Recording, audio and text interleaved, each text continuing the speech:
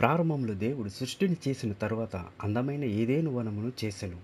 దానిని కాచుటకు అందులో ఆదాము హవ్వలను ఉంచెను. ఏదెను తోట అద్భుతమైన మొక్కలు, జంతువులతో నింపబడెను. ఆదాము హవ్వలు ఒక చెట్టు తప్ప తోటలోనున్న అన్ని చెట్ల ఫలములను తినెను. మంచి చెడుల తెలివినిచ్చు వృక్ష ఫలములను తినకూడదని దేవుడు చెప్పెను. ఒకరోజు హవ్వ తోటలో నడుస్తున్నప్పుడు తెలివైన ప్రమాదకరమైన సర్పం హవ్వతో మాట్లాడెను. ఇది సాధారణమైన సర్పం కాదు, ఎందుకంటే ఇది మాట్లాడుతుంది కాబట్టి. దేవుడు చేసిన వాటన్నిటిలో సర్పం చాలా యుక్తి గలది. ఒకరోజు సర్పం హవ్వతో ఇలా మాట్లాడెను. ఇది నిజమా? ఈ తోట చెట్లలో దేని ఫలములనైనను మీరు తినకూడదని దేవుడు చెప్పెనా అని అడిగెను. అందుకు స్త్రీ, ఈ తోట చెట్ల ఫలములను మేము తినవచ్చును.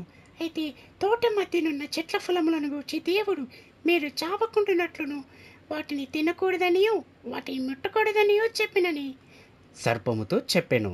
అందుకు సర్పం, మీరు చావనే చావరు.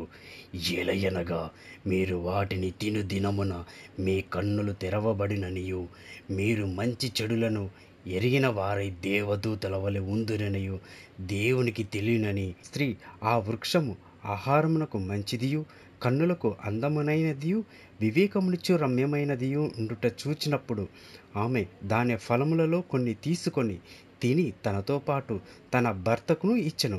అతడు కూడా తినెను. అప్పుడు వారిద్దరి కన్నులు తెరవబడెను. వారు తాము దిగంబరులమని తెలుసుకొని అంజూరపు ఆకులు కుట్టి తమకు కచ్చడములుగా చేసుకొనిరి. చల్లపూటను ఆదామును అతని భార్యయు తోటలో సంచరించుచు దేవుడైన యెహోవా స్వరము విని దేవుడైన యెహోవా ఎదుటికి రాకుండా తోట చెట్ల మధ్యను దాగుకొనగా దేవుడైన యెహోవా ఆదామునకును అతని భార్యకును చర్మపు చొక్కాయలను చేయించి వారికి తొడిగించెను. సర్పమును దేవుడు శపించెను.